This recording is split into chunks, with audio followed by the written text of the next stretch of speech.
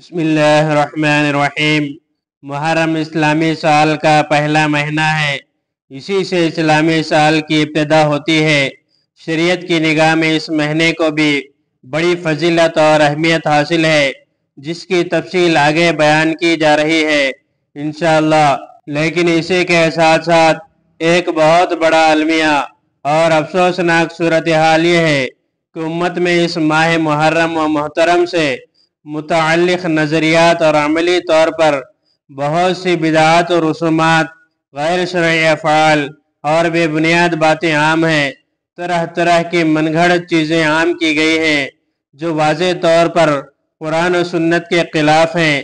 اس کا ایک بڑا نقصان یہ ہوا کہ اس ماہ محرم و محترم کی حقیقت، فضیلت اور اہمیت سے متعلق صحیح اور معتبر دینی تعلیمات دھن لا کر رہ گئی ہیں، حتیٰ کہ امت کا ایک بڑا طبقہ اس ماہ محرم و محترم سے متعلق طرح طرح کی غلط فہمیوں کا شکار ہے، اور دینی تعلیمات سے ناواقف ہی کا نتیجہ ہے کہ بہت سے سادہ مسلمان اس ماہ سے متعلق نظریاتی اور عملی طور پر شریعت کی خلاف ورزی میں مبتلا ہوتے ہیں، اور انہیں نہیں معلوم کہ اس ماہ کے بارے میں صحیح نقطہ نظر کیا ہے۔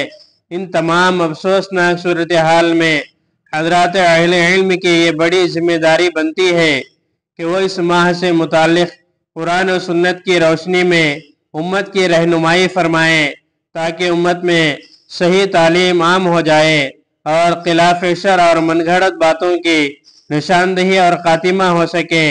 ایک عام مسلمان کی بھی یہ بڑی ذمہ داری بنتی ہے کہ وہ اس ماہ سے متعلق مستند اہل علم اور مفتیان کرام سے رہنمائی لے، قرآن و حدیث کی صحیح تعلیمات پر مبنی ان کی اس رہنمائی میں اس ماہ محرم و محترم سے متعلق اپنے نظریات اور اعمال کا جائزہ لے کر ان کی اصلاح کرے۔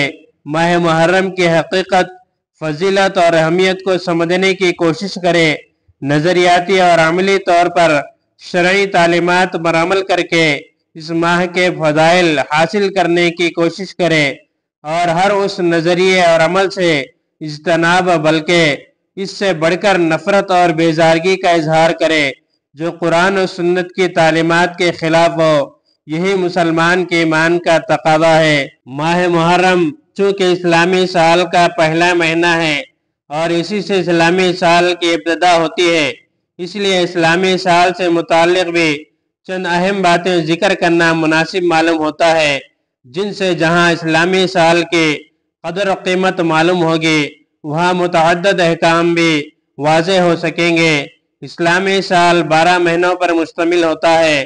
اس کو قمری سال بھی کہا جاتا ہے، کیونکہ جن مہینوں سے یہ اسلامی اور قمری سال بنتا ہے ان کا تعلق چاند کے ساتھ ہے، اسی وجہ سے یہ مہینے بھی قمری مہینے ہی کہلاتے ہیں۔ اسلامی سال کے 12 مہینوں کے نام یہ ہیں: محرم الحرام، صفر المظفر، ربیع الاول، ربیع الثانی، جمادی الاول، جمادی الثانی، رجب المرجب، شعبان المعظم، رمضان المبارک، شوال المکرم، ذوالقعدہ، ذوالحجہ۔ بہت سے مسلمانوں کو نہ تو اسلامی مہینوں کے نام یاد ہوتے ہیں اور نہ ہی ان کا صحیح تلفظ معلوم ہوتا ہے، اس لیے ان ناموں کو درست الفاظ اور تلفظ کے ساتھ یاد کرنے کی کوشش کرنی چاہیے۔ اسلامی سال کی بہت بڑی خوبی یہ ہے کہ اس کے 12 مہینے اللہ تعالیٰ نے خود ہی مقرر فرمائے ہیں، جیسا کہ سورۃ توبہ کی آیت کا ترجمہ ہے۔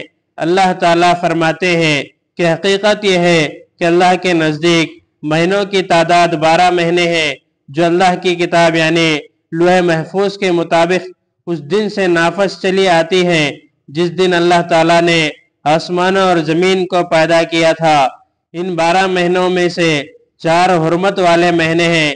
یہی دین کا سیدھا تقاضا ہے۔ اس آیت سے یہ حقیقت واضح ہوتی ہے کہ اسلامی سال کے 12 مہینے اللہ تعالیٰ نے خود مقرر فرماتے ہیں، جس سے اسلامی سال اور اس کے مہینوں کی قدر و قیمت، برتری اور اہمیت بخوبی واضح ہوتی ہے۔